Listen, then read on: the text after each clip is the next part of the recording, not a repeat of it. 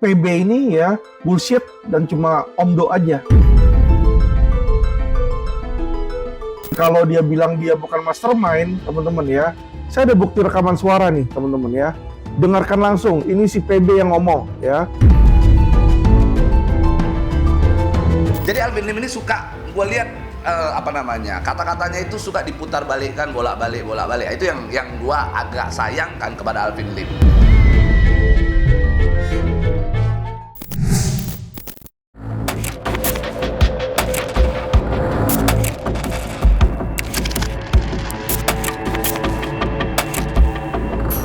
Belum selesai perseteruannya dengan Novi, kuasa hukum Agus Salim, Alvin Lim, baru-baru ini terlibat perselisihan cukup tajam dengan Pablo Benua.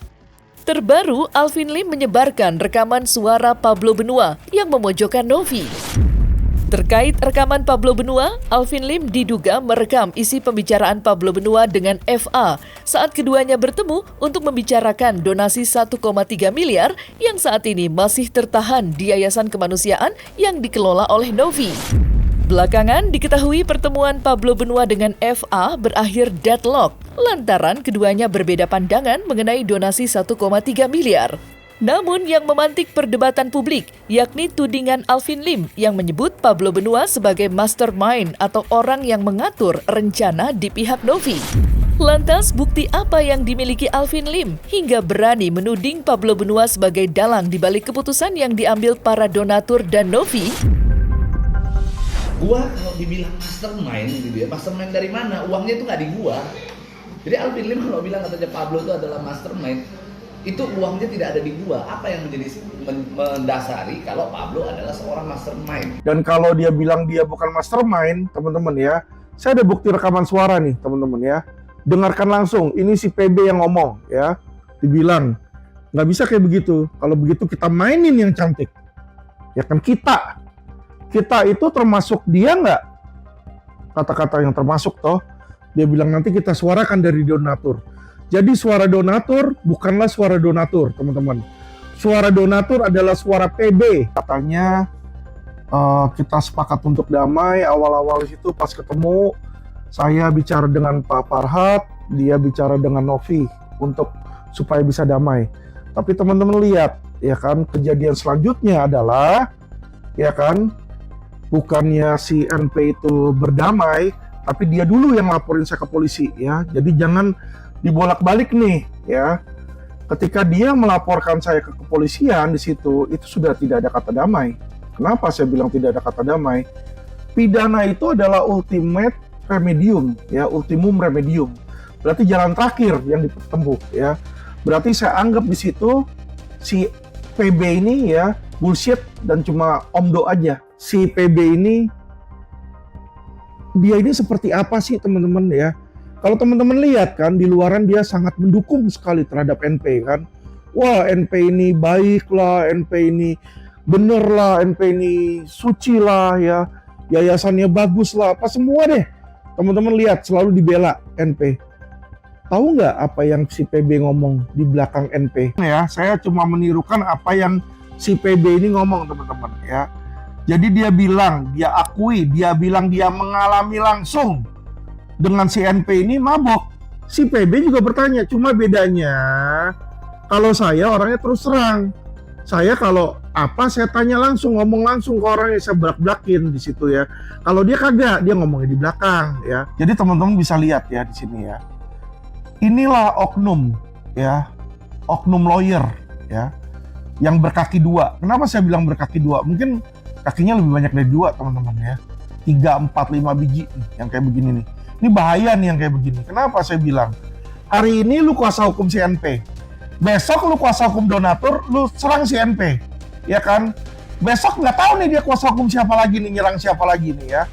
Jadi nggak jelas ini orang. Ya, pendiriannya nggak jelas, komitmennya nggak jelas, etikanya juga nggak jelas teman-teman ya. Jadi teman-teman nilai sendirilah.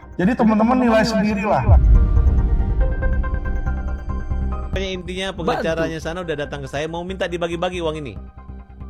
Saya bilang saya nggak mau, niat saya awal nggak, malah kita ngasih Agus. Kalau lu mau ambil bagian uang ini, inisial G dan inisial P, PB, mau ambil uang ini, ambil aja. Tapi kalau masyarakat menanyakan uang ini, Kita bongkar, kamu yang ambil. Itu aja. Habis itu marah sama saya, makanya diperlambat ini perdamaian. Katanya aku orang kaya, aku punya duit, ini uang kecil, ngapain minta-minta bagi duit? Kan simple. Mau membantah, ada semua rekamannya.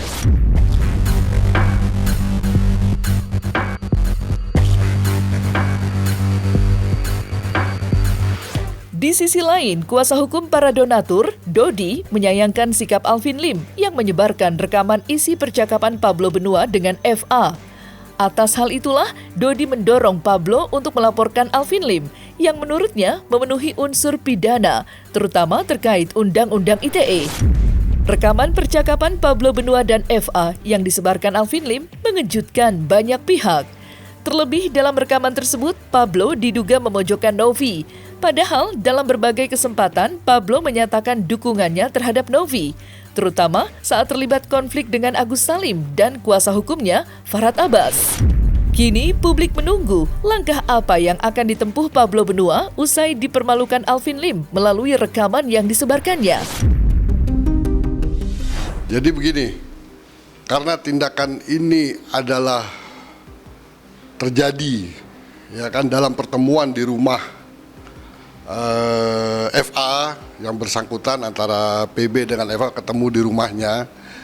Nah, secara diam-diam dia melakukan perekaman tanpa izin. Itu berdasarkan Undang-Undang ITE nomor 19 tahun 2016 itu dapat dikenakan pasal 31, itu dapat dikenakan sanksi intersepsi, yang mana bahwa pembicaraan itu sudah dinyatakan untuk tidak direkam.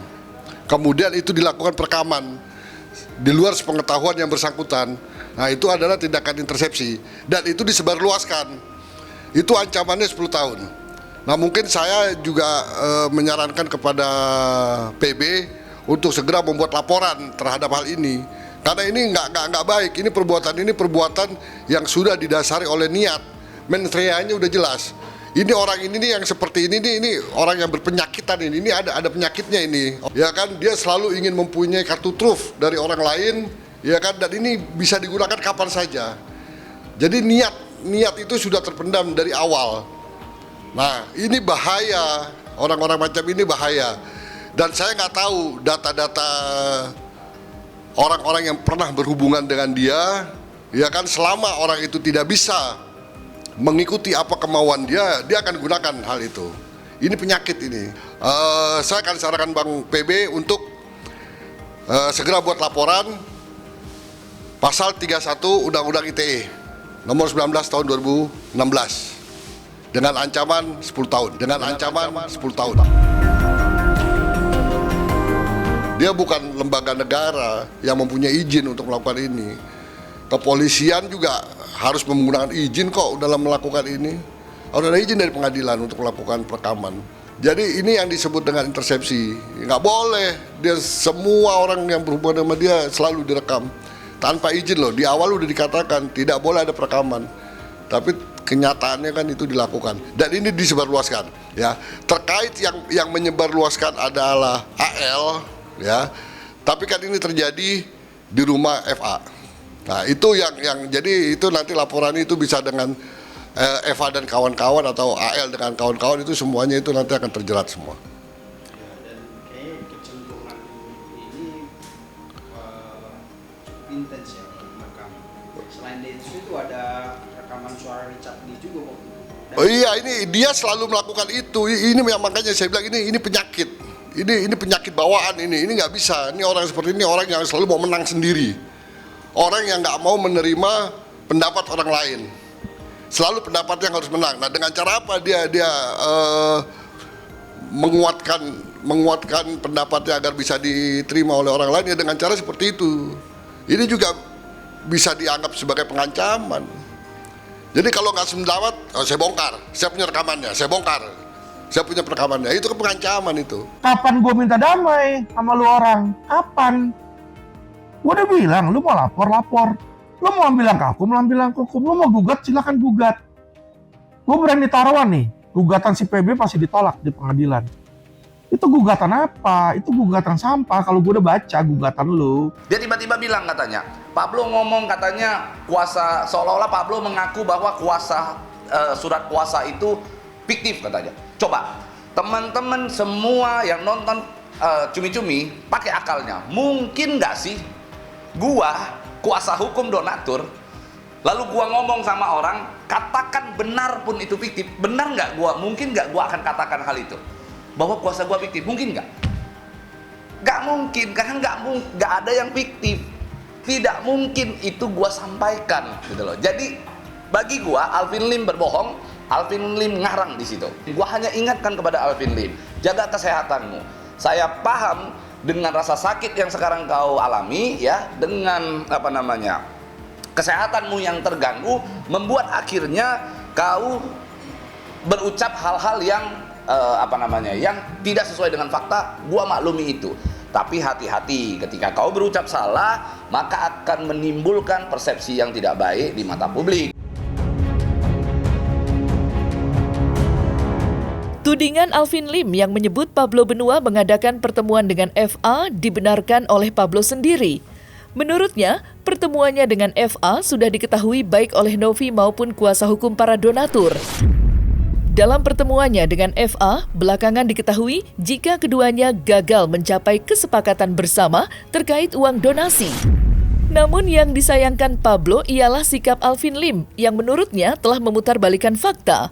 Pablo mengaku tidak takut jika Alvin Lim akan menyebarkan rekamannya saat pertemuannya dengan FA. Sebaliknya, Pablo mengancam balik akan menyebarkan rekaman Alvin Lim. Dan berikut kegeraman Pablo Benua kepada Alvin Lim.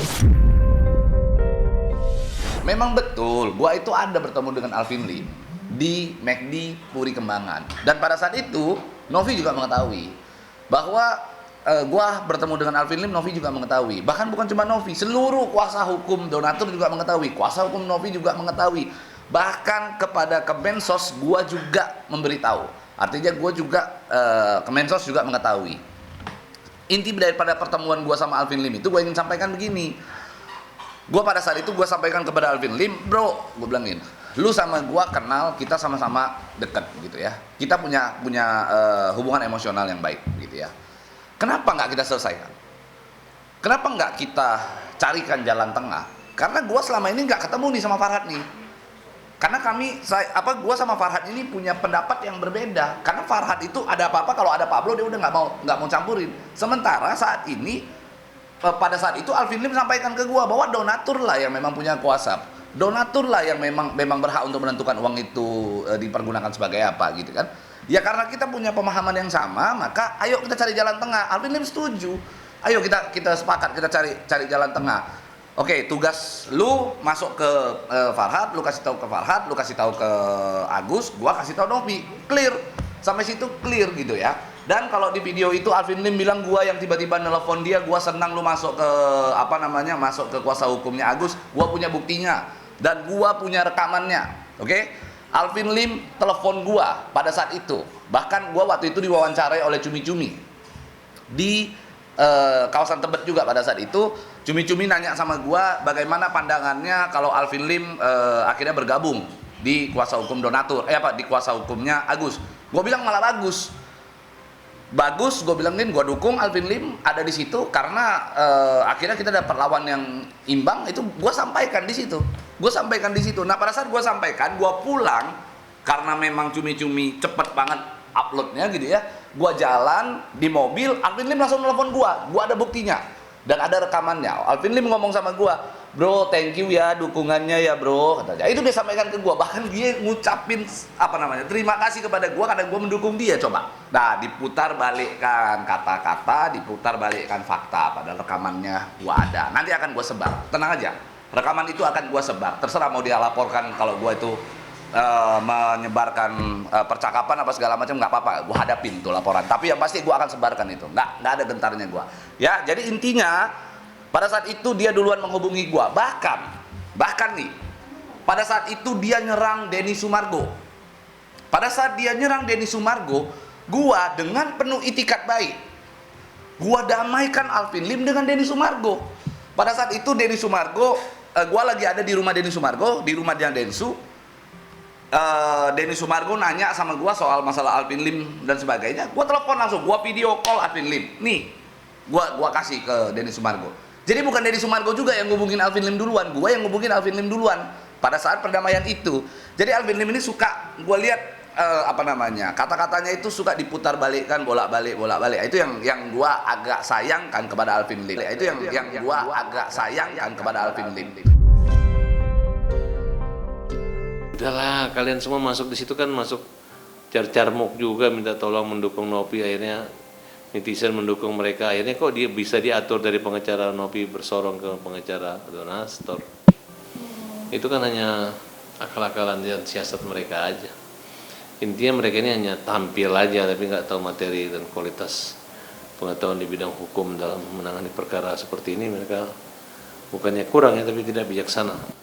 Gugatan asal-asalan aja, gugatan gila menurut saya, karena bukannya membantu orang buta, orang cacat, ini membuat orang buta stres dan bisa-bisa bunuh diri nih klien saya ini gara-gara ulah donatur yang menarik uang 180 juta.